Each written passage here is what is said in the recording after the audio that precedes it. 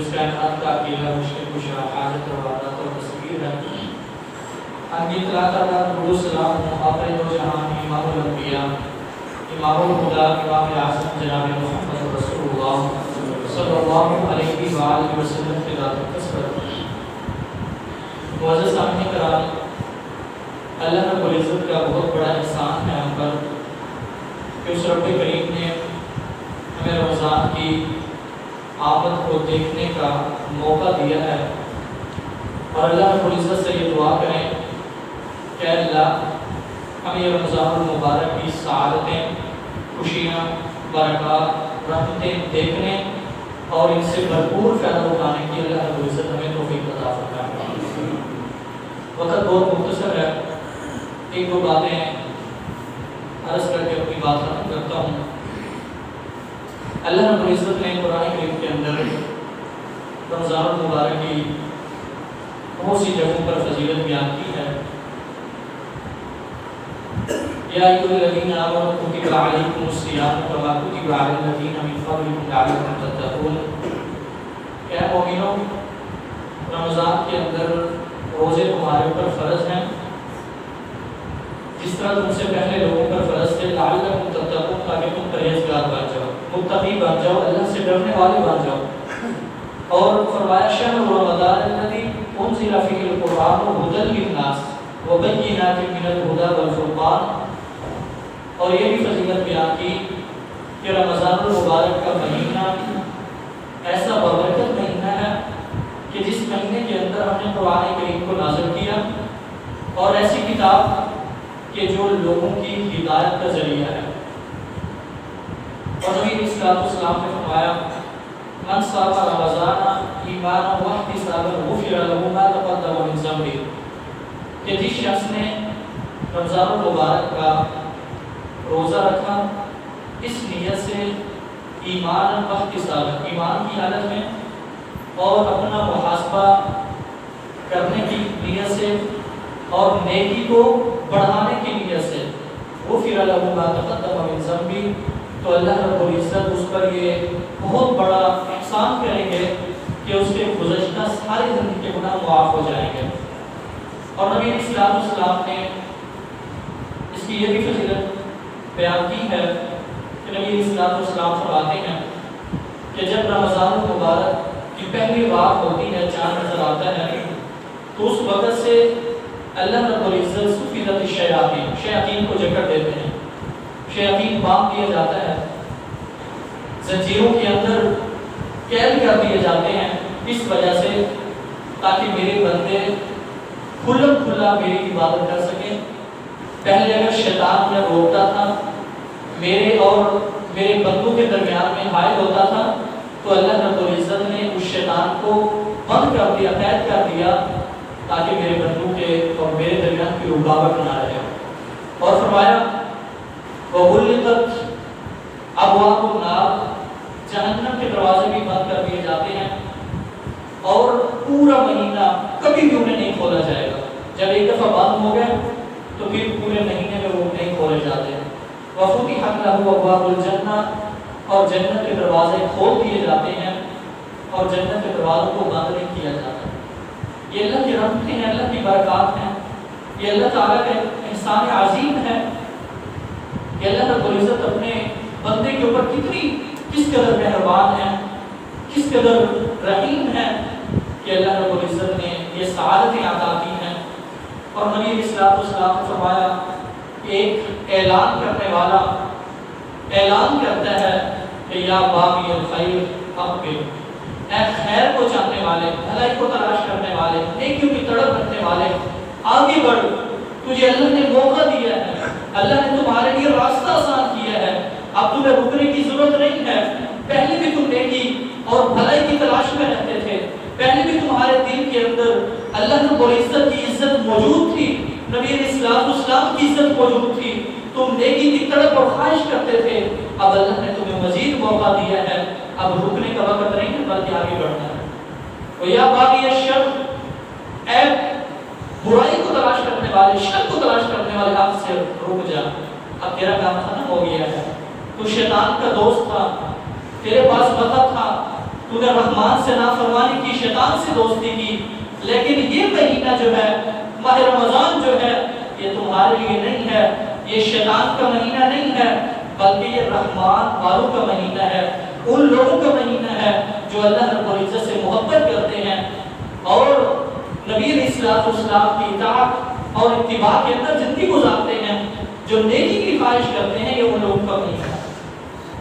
اور نبی علیہ السلام نے فرمایا کہ اس مہینے کے اندر لوگوں کی گردنوں کو جہنم کی آگ سے آزاد کیا جاتا ہے، ایک دن نہیں، ایک رات نہیں، بلکہ فرمایا پورا مہینہ ہر رات اللہ رب العزت اپنے بندوں کو جہنم سے آزاد کرتے ہیں۔ کتنا بابرکت مہینہ ہے، اللہ رب العزت نے ہمیں موقع دیا ہے اس کی آمد کو دیکھنے کا۔ اللہ رب العزت سے دعا ہے اللہ رب العزت ہمیں موقع دے کہ ہم ماہ رمضان کے اچھی طریقے سے اس کی مہمان نوازی کریں، اس کی قدر کریں، جو اللہ رب العزت نے حقوق بیان کیے ہیں ان حقوق کی ادائیگی کریں اور نبی علیہ السلام کی سنت کے مطابق اس مہینے کو گزاریں۔ بہرحال فضیلت بہت زیادہ ہے، وقت نہیں ہے، آخر میں ایک دو باتیں مسائل کے حوالے سے کرنا چاہتا ہوں۔ سب سے پہلے روزے کی نیت کا مسئلہ ہے کہ روزے کی نیت کیسے کرنی چاہیے، اکثر ہمیں علم نہیں ہوتا۔ تو نیت ویسے بھی آپ جانتے ہیں انما الاعمال بالنیات، نیت کا دار و مدار اعمال کے ساتھ، دل کے ساتھ ہوتا ہے، دل کا ارادہ ہی انسان کی نیت ہوتی ہے، الفاظ سے نیت کرنا کہیں بھی ثابت نہیں ہے۔ اور نبی علیہ السلام فرماتے ہیں، سیدہ حفصہ رضی اللہ تعالیٰ عنہ حدیث کی راوی ہیں، فرماتی ہیں کہ نبی علیہ السلام نے فرمایا جس شخص نے طلوع فجر سے قبل روزے کی نیت نہیں کی اس کا روزہ نہیں ہوگا۔ اکثر عموماً ہم روزہ رکھ لیتے ہیں، سحری ہو جاتی ہے، نماز ہو جاتی ہے، ابھی دل کے اندر متردد ہوتا ہے انسان کا دل کہ میں روزہ رکھوں نہ رکھوں، چلو دیکھتا ہوں، تھوڑا گرمی دیکھتا ہوں، محسوس کرتا ہوں، اگر گرمی ہوگی تو پھر نہیں رکھوں گا، تو اس کا روزہ نہیں ہے، یہ فرض روزہ ہے۔ نبی علیہ السلام نے فرمایا طلوع فجر یعنی جب سحری کا وقت ہوتا ہے، اذان ہوتی ہے، اس سے پہلے پہلے جس نے نیت کر لی اس کا روزہ ہوگا، اذان ہو گئی اس کے بعد اگر وہ نیت کرتا ہے اس کا روزہ وہ قابل قبول نہیں ہوگا۔ یہ فرض روزے کی بات ہے۔ اور جہاں تک نفلی روزے کی بات ہے تو وہ انسان دن میں چاہے عصر کے وقت بھی روزے کی نیت کر لے تو اس کا روزہ ہو جاتا ہے، دن میں کسی بھی وقت وہ نیت کرنا چاہتا ہے روزے کی تو اس کا روزہ ہو جاتا ہے۔ اس کی دلیل نبی علیہ السلام ایک دفعہ گھر کے اندر تشریف لائے، آپ نے ازواج مطہرات سے پوچھا کہ کیا کھانے کے لیے کچھ موجود ہے، تو انہوں نے کہا کہ گھر میں کھانے کے لیے کوئی چیز موجود نہیں ہے، تو نبی علیہ السلام نے فرمایا ٹھیک ہے میرا روزہ ہو گیا۔ اور اسی طرح پھر ایک دن ایسا آیا کہ نبی علیہ السلام نے روزہ رکھا ہوا تھا، آپ گھر میں آئے، آپ نے پوچھا کھانے کے لیے کچھ موجود ہے، تو بتایا گیا جی موجود ہے، آپ نے روزہ افطار کر لیا، دن کا وقت تھا۔ تو بہرحال نیت کرنی ہے تو رات کو جب سحری کھانی ہے اس وقت کے روزے کی نیت کر لیں تو تاکہ روزہ ہمارا مکمل ہوگا۔ سحری کرنے کے بعد، اذان ہونے کے بعد یا نماز پڑھنے کے بعد نیت کی گئی تو وہ روزہ نہیں ہوگا۔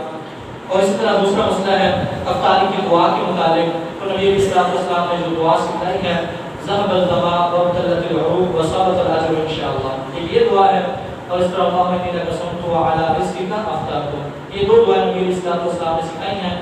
اور جو ایک دعا پڑھی جاتی ہے وبصوم غد نویت بشهر رمضان، اس دعا کا کہیں بھی ذکر نہیں آتا، مسند حدیث سے اس کا ثبوت نہیں ملتا۔ اللہ رب العزت سے دعا ہے کہ اللہ رب العزت ہمیں ماہ رمضان کی برکات سے فائدہ اٹھانے کی اللہ تعالیٰ توفیق عطا فرمائے۔ وما علینا من البلاغ۔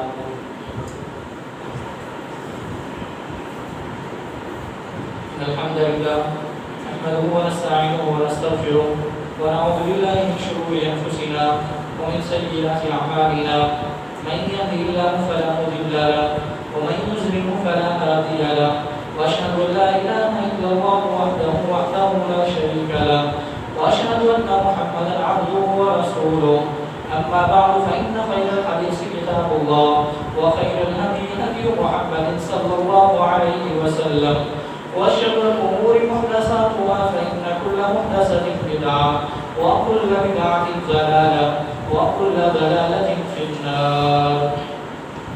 معزز سامعین، موجودہ حالات آپ کے سامنے ہیں۔ ان حالات کے پیش نظر ہمیں بہت ہی زیادہ احتیاط کرنے کی ضرورت ہے۔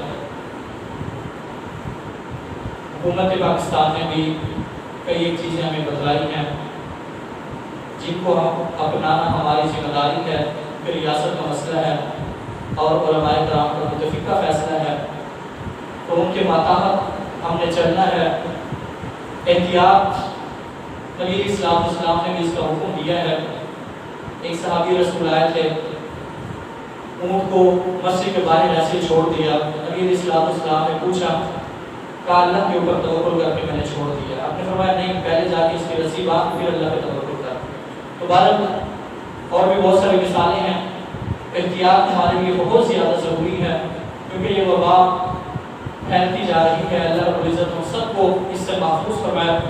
تو بہرحال جو حکومت پاکستان نے پالیسی بنائی ہے، جو احتیاطی تدابیر بتائی ہیں، ان کو اپنانا ہمارے لیے ضروری ہے۔ ان میں سے ایک یہ ہے کہ وضو تمام ساتھی گھر سے کر کے آیا کریں۔